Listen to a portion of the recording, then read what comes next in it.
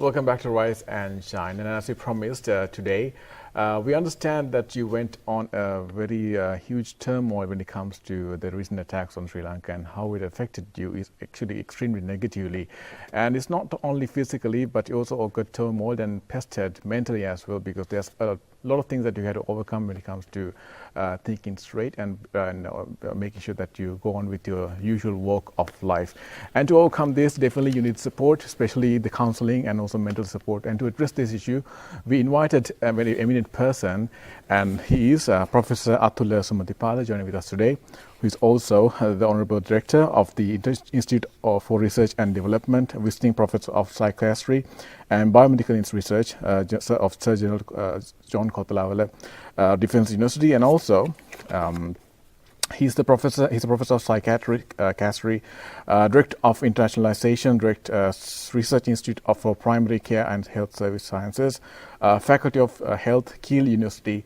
Is joining with us today, and we'd like to wish you good morning and glad to have you on the show. Thank you for inviting me. So, Professor, as for entrance, we'd like to highlight the event that occurred recently, the attack on Sri Lanka. And a lot of people are in turmoil, and they're also suffering mentally because they lost their loved ones, and they are going through a lot as it now when it comes to safety. They are not sure about what's going to happen next. So we know what happened, and we'd like to ask you, how can the public be facing this turmoil? Yeah, to start with, I actually want to highlight the normal human reaction, emotional reactions to any form of disaster. So people start with panic. They can't comprehend what happened. It's like a dream. Yes. It takes few days for people to realize that this has happened. And people go through emotional process during which people actually go through everything what you mentioned. People would be suspicious, angry, upset, sad. And it's very important to understand these are normal human reactions. Anybody will go through. I mean, I myself is a psychiatrist. I coordinated Sri Lankan tsunami in 2004. But I was glued to the TV this time. And again, I couldn't comprehend, believe what went through. That's very normal. Yes. And nobody should interpret it as a sign of weakness or illness as such. So that process will take over. Now it's about 5 days now. Yes. Then people start to realize this has happened. Yes. And they will go through a normal process of grief, which is very similar to any normal natural death. But the difficulty here is, this is extraordinary event. Disproportionate amount of lives were lost in a very unusual circumstances. So it's very difficult for people to cope. Yes. People will lose sleep, people will, those survivors will feel guilty, the people who went to the church, or basically there are some families who actually send their children, the adults didn't go, they might feel guilty, why are we living? All these processes are very normal. And only time will settle, and the memories will never go away. In this normal reaction, what usually happens, the event is tagged with all the emotions, only time will, distance these two. But from time to time, people will, remember those. But the most crucial thing here is anger is one of the components. People will feel very angry, sometimes with the perpetrators, feel very unjust, why did these people do this? And some people may also feel angry with themselves. This anger is a powerful force. So I think the main message I want to convey to everybody, that anger shouldn't be allowed to become hatred and a very destructive negative force that can totally destroy the whole nation, the people, and particularly the children. Now, for example, even for you too, I think the 30 years of war is something novel, I mean, people who were 10 years in 2009 are 20 years now. For them, it's a relatively new thing. Yes. And people who were born after 9, they have no clue about what went through. So those people, children particularly, this will be a very, very significant traumatic event, which will, carry scars for many, many years. My main concern is how to handle these two groups. For example, I'll give you an example. One of my colleagues who came a few days ago told me, one of her children was saying, why, Mom, you are having a long face? So she has said, I can't feel happy because this tragic incident had happened in Sri Lanka. So she has said, so nothing had happened to us, our family. But then she had to explain to the child, how, what and we are one nation, then that child understood. Children, particularly people around 12 or less, they don't think differently. Sorry, they don't think less, they think differently, children. So one of, again, the ironical situations in disasters as this, children are forgotten. Adults discuss, children hear everything, they see the televisions, they read, but there's no dialogue. So they should be engaged, they should be told in a way they could understand. To give you an example, during tsunami, when I coordinated the Sri Lankan Tsunami Center for National Operations Psychosocial aspects, we did very simple but very powerful intervention. We simply gave them drawing material. We didn't ask them to draw anything. Okay. So I saw in different camps, children drew how the tidal wave came. The same mental picture, they ventilate their feelings through drawing. So that is something which I would very strongly recommend to the education system, schools. Just give them drawing material. Don't tell them what to draw. And then you can pick up the level of expression the children would do. Say, in majority of schools, if children start drawing, I wouldn't be surprised if they do. They will start drawing what they have heard. See. But that is an intervention, ventilation of feelings for children. If you want to interrupt me, please do ask. But then when it comes to the youth, 12 to 18, that's the most crucial group, because there would be discussion. They would be a bit more matured. They will start talking, and the most serious concern I have, they might think negatively. Yes. That's where the teachers should get in, discuss, explain. Yes, this tragic event had happened, but that event, the perpetrators doesn't represent 100% of the Muslim community in this country. I'm a great believer that even Sinhala Tamil Muslims, the great majority of people are not racist in this country. True. We are a united nation, we have different opinion, we are bitterly divided on many different things. But when it comes to tragic situations, even including tsunami, and this time, we would have seen in the news, people were, rallying to give blood, even when the health minister was saying we have enough blood. Yes. So that is our nation. And that's, again, the most important intervention, social cohesion, people coming together. I vividly remember during tsunami, even before the government intervened, there were pouring of aid by the people, the next door villages, water, everything. The foreign interventions came very late. So that's important.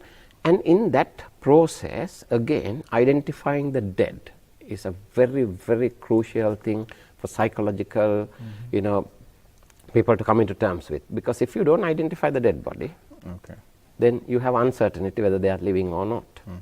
So that's Professor, I would like to ask you now, highlighting some of these things that you discussed on your discussion. You mentioned about the kids and how the teachers could address them. But how about the parents? The kids who are in parental supervision, they spend most of their time with their parents. Absolutely. How would a parent at home? Yeah, even the parents be very careful when they discuss. I have come across adults who are angry. They discuss things, they vividly express when the children are there. So you're totally correct. Children spend more time at home. But there is a lot of differences, because in school there's peer pressure. They get together and discuss things which has to be clarified. But parents should also understand, they should be very careful when they explain to the children, death is a normal thing. We go through death. One of the kids I met recently, they said, can we go to another country? People have to realize death will come to us at a time we never expect. By different means. So this is a tragic event where death brought up. So the parents should take the opportunity to try and explain about death for children, the loss for themselves, loss for the family, loss for the nation. What would be a good age range for that? Any child. 5, 6, 7, they will understand loss, death. But so the important thing is, rather than directly telling them, first get what they think. That's why I said in the drawings, they might draw. And they will express, and with time they will stop drawing. So that means they have ventilated their feelings. Some children may not understand the process of death. So I think 5, 6, 7, then they will understand. But sometimes if the death doesn't happen in their own family, they may not necessarily have the same impact. But again, from 12 years onwards, that feelings could be, turn towards anger. That's my the significant worry. And opportunists may try to capitalize on those things. So to me, keeping the nation together, and people might think, I'm talking about optimism when, pessimism is the rule of the day. No, we have to be very optimistic. We have to think about, we eliminated the ruthless terrorism in the whole world, which people thought we can't. So this will, stop, but the society has to come together. And a lot of support is needed for this directly. I would say the whole nation is affected, but there are directly affected people, the families, by loss of death and loss of health. The grieving process is not confined to death alone. Loss of health, loss of a limb, you go through the same grief process, which take time coming to terms with about the loss, having to face a new life. Just imagine, if you lost the whole family, one person is alive, it's terrible, it's a tremendous loss. It's very difficult, but people will come over, because a lot of people talk about, particularly the people who advocate counseling, I'll come to that, about vulnerability. But people forget the resilience. We are a nation of resilience, so we should bank on those strengths and support people to overcome. So coming to the thing about counseling, even in the West, lot of research evidence, compulsory counseling is not advocated. That's something which I want to tell all the counselors, therapists. I had to actually battle in 2004. It's much better now. People talking about providing counseling under every tree and culvert. Compulsory counseling is not a mandatory thing. Then you don't have to give psychological first aid as such. In fact, it can be counterproductive. But people, there will be a very small segment who need counseling, yes. But people do cope. We did some research in Galle post-tsunami. People cope, mainly in Sri Lankan situation, by religious faith, going to the temple, talking to your loved ones. Because when something happens, people rally around. I mean, we saw this. Dignified. Now, adding to that, Professor, another thing I'd like to highlight is now when we speak of small kids, I think Monday is when the schools are going to be reopened, or rather now we've mentioned that if the situation really comes to a settlement, then definitely students can go back to school. But still, it's a lot of pressure that parents are going through, and at the same time kids are going through. I mean, I have a small brother. Still, it's the same, right? So they're scared to even get out of the houses. So that's the situation we face. How do you think, especially when we speak of the little ones, that the mindset needs to be really to start with, you have to reassure them. Parents has to be reassured themselves. I mean, obviously, there is a fear, avoidance. Avoidance is one of the things which can happen. Now, to give an example, when July bombing happened in London, being a psychiatrist, I know the thing. I avoided traveling in the tube. So one day I told myself, hang on, you are a professor of psychiatry, why are you avoiding? So I went to the tube. Then I selected carefully. I'm just trying to sort of explain how people's mind work. So then I selected a carriage where white British people were there, so that I will feel safe. But as soon as I got into the carriage, I thought, oh my God, I am with a beard. How would they feel? Empathizing. So avoidance, fear is a very normal process. So that's where the security forces and the politicians has a great role to ensure that sense of security, which is happening now. I have great faith about the security services, how they acted, the health services. The system is there here. I think, in my opinion, even handled better than the Western countries. I live there, I live here. So it was handled so providing the security and making people to realize, that they are secure, safe is very important, but it will take time. So some people will avoid, some people may not send the children to school. But the whole rule of terrorism is to destroy the normal life. So we need to defy that. We need to get back to our routine, because people have to realize death can come at any time, unexpected. So we shouldn't be frightened of death that can come by some natural means. So do you think you should be prepared for something unnatural to happen? Or is it like, I mean, we see drills happening in offices. Yeah. And Absolutely. we see, Now, adding to the same, yeah. now these 5 days, there were many organizations which were open, they were working and so on. But certain organizations were given holidays and they were asked to work from home and so on. And at the same time, let's say, Professor, maybe 5 p.m. or maybe 2 p.m., 1 p.m. in the evening, you're just asked to go back home because of the turmoil that's going on in the country. So how do you think this mindset needs to be really mindset, created? I think, while the security forces, they do their job, each individual have to look after your security, be vigilant, and, try and get as much as possible to the normal routine. Now, my research institution didn't close. We said, let's go, let's work, because that's it, that is very important. So you can't completely give the responsibility to the government or the security forces and say, so people have to be vigilant, and try to get into the normal routine as much as possible. People might feel a bit frightened, but then you need to get into that. Normalization is the most important thing. How much ever counseling you do wouldn't bring that, exposing. For example, when the Lahore cricket attack happened, I was incidentally there, so I was later involved with the Sri Lanka. My thing was put them back to the playground. That's the only way, because avoidance can be, because general thing is if even accident happen, people try to avoid that road. So the psychological process, you have to challenge your negative thinking and then try and get into the normal routine. So schools should open. In fact, at that time, my slogan was, schools shouldn't be closed. Should not be closed. Yeah, they should be reopened. Even, I mean, when some disaster happened in Sri Lanka, schools become the camps. Yes. So I said, no, get the children back to school with dignity. At that time, it was a different scenario. Here, there is a fear. Yes. The tsunami was a non-recurrent thing immediately. True. But that fear is there, but try and, so the security forces should provide maximum security. Individuals should think about their own measures of security, take responsibility, support, and children should be reassured and taken to school, and then they should be given an opportunity, because children being together is better than them idling at home, parents forgetting them. Yes. They're going into different programs and watching by themselves. So group cohesion is very important, and you have to face it and you have to get over it. Whatever we do, it will take some time. All right.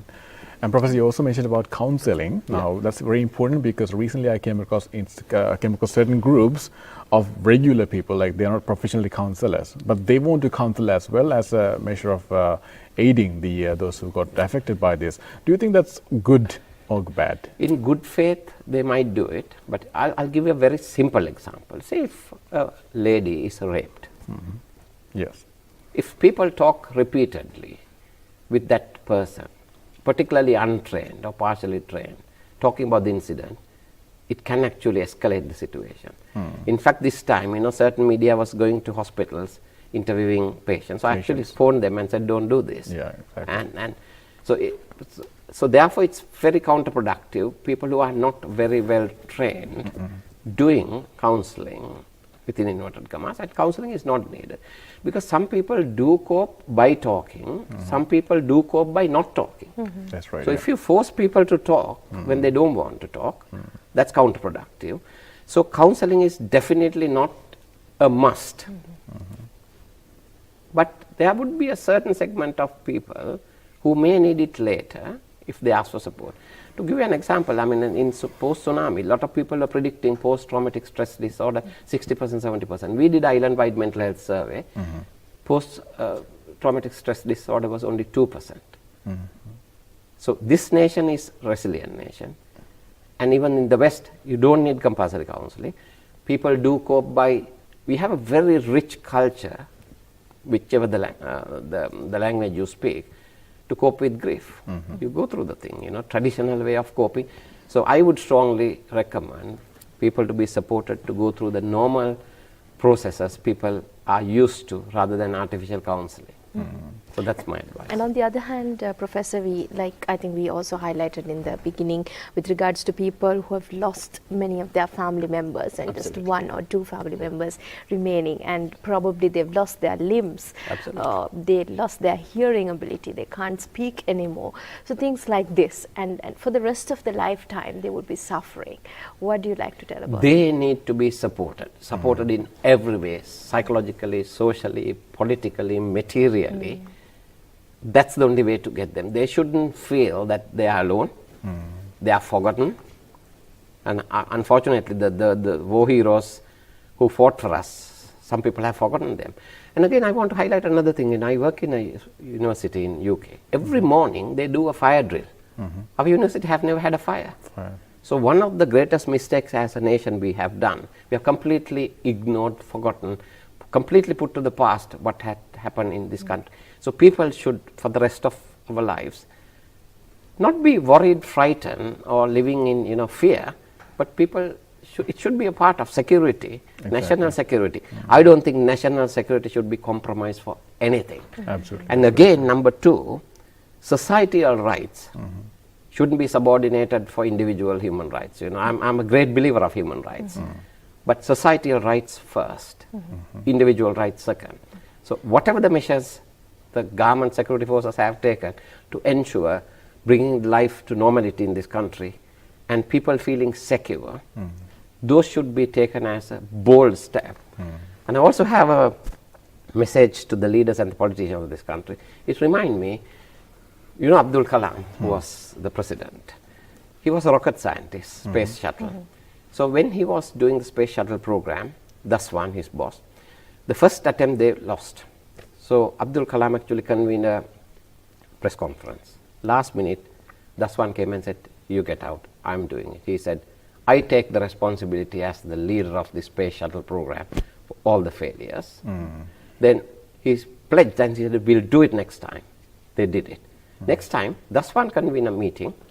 Last minute he said, "Abdul, today you do it." As a leader, I take the blame, responsibility for the defeat.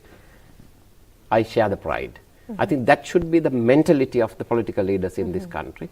And we need more than political leaders. We need opinion leaders to come forward. I'm seeing a lot of positives. All the religious groups, priests, Buddhist priests, monks, Christian fathers, Catholic, everybody is coming together. There's a lot of social cohesion which is very, very encouraging, and that should be fostered. And there should be a strong voice, the strongest voice coming from Muslim community leaders, particularly the youth leaders, saying, "We totally disagree with this." It's a great nation. And also, Professor, now we've been highlighting on the little ones, the families, especially the people who lost a lot of their life members, a lot of their family members and so on, and people who've lost their lives and all that. But on the other hand, like you mentioned, the security forces, the armed forces are doing a tremendous task with the utmost bravery to move forward, to see whether they can dispose such an incident and so on. So what do you like to say about, they're also humans, a part of our life. They're also people just like us, but they take all the courage to just go there and diffuse that. So what would you like to say about their mental my hat off situation? for them, number one. Yeah. In a negative environment, which happened recently for them, they're doing a brave job. And what we should realize, not only the directly affected victims, even the people who are involved in disaster management, it's a traumatic experience for them. So again, the security forces need the greatest support from our nation. As an individual, if you can't do anything, just say something positive. When there are checking points, people shouldn't be angry, upset. They should feel that's a great thing. So sometimes tiny words can be massively supportive psychologically. Absolutely. So it's responsibility of everybody to support the security forces involved in this, supporting in every possible way, to encourage their morale and say thank you for looking after us. So that's my message. Their families should be supported. Absolutely. The children should be supported, because their children may be worried more than other children. Absolutely, exactly. Because they are doing a very serious job, which put their safety online. So my message is, mind is the most important thing in this situation, because material loss happen, but the greatest consequence is for the mind. Scarred mind can do very dangerous things, but at the same time that energy can be converted into a very positive thing. And I think we should take this opportunity as a window of opportunity to bring this nation together, you know, spreading out all the differences we have and rebuild this nation. This is a great nation. Professor, we have a bit of time left. Would you like to give a small message to the public who are viewing the program right now, like how to overcome this and how to prevent this from happening again? Number one, take ownership and responsibility, be part of providing security. So that's your individual. Don't, you know, spread rumors. Don't be, you know, deceived by. Don't panic. Every individual has a responsibility and right to contribute the way they can. Yes. They should have a responsibility to not to forget the directly affected victims. Support materially, psychologically, in every possible way, and be part of this process. Not to hand over that to next door person. I mean, at the time of war, people want the war to be defeated, but not sending your child next door neighbors. No, you can't do that. We have to be part and parcel of this process. Take the responsibility. Don't wait till somebody tell you what to do and how to do. And, you know, be part of the process and aid that. You know, that's my message. Okay. And don't take undue advantage of this situation. Absolutely. And split this nation, make the hatred more. We should do everything to defeat that. What the terrorists and the people, I would be bold to say, even there are foreign powers who want this country to be peaced. So our responsibility to keep it together. We have a proud history. We can't be talking only about the history. We need to talk about the future. So every individual, my message is, take your responsibility, think about it, be part and parcel of this process, which would resolve. Right. Thank you so much, Professor, for being with us, and it was indeed a great, fruitful discussion, and we've discussed a lot of things as to how we need to really move forward as one nation, holding hands together. Thank you very much for giving me this opportunity. Right. Thank you, Professor.